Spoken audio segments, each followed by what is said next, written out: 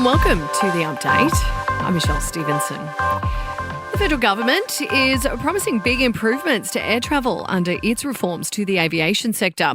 Under the changes, airlines could be forced to pay compensation for cancelled or unreasonably delayed flights, while an ombudsman will be appointed to handle complaints. Federal Transport Minister Catherine King says passenger protection is at the centre of reforms. Really what the ombudsperson scheme does, or the ombuds scheme does, is actually ensure that those rights are enshrined through the Charter. You've got an independent single way to go and actually complain when you're wanting to enforce those rights, rather than trying to chase down the airline or the airport.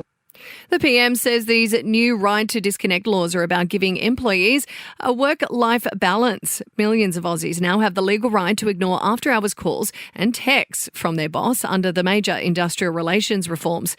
Anthony Albanese told Ricky Lee, Tim and Joel that employees should feel like they can tune out once they're done for the day. People shouldn't have to look at their phones and answer an email from the boss at 10 o'clock at night if they're in a 9 to 5 job without getting some form of compensation for it or without that being agreed.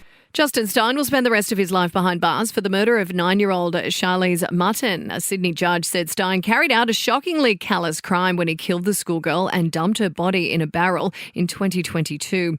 He's been sentenced to life in jail with no parole. Australia Post is working to improve its services, adding 175 electric motorbikes to its fleet. The government-owned enterprise looking at efficient ways of reducing emissions.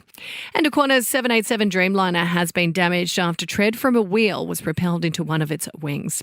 Sport and entertainment next. To sport, and Perth Scorchers star Josh Inglis is remaining tight-lipped about who they'll target at the Big Bash draft. BBL clubs will be able to select international talent to bolster their squads in a draft on Sunday. And Sydney FC has scored big, signing Brazilian World Cup hero Douglas Costa. In entertainment news now, and Taylor Swift has thrown a birthday bash for bestie Blake Lively. The actress and hubby Ryan Reynolds, along with friends Gigi Hadid and Bradley Cooper, all celebrating the 37th birthday at Tay-Tay's Rhode Island pad. Now, Justin Bieber has apparently found his purpose after becoming a dad, with friends adding that the family are doing well. The singer and his model wife Hailey welcoming their son Jack Blues a couple of days ago. And Lily Allen has released a statement after she received a barrage of death threats for rehoming her pandemic puppy.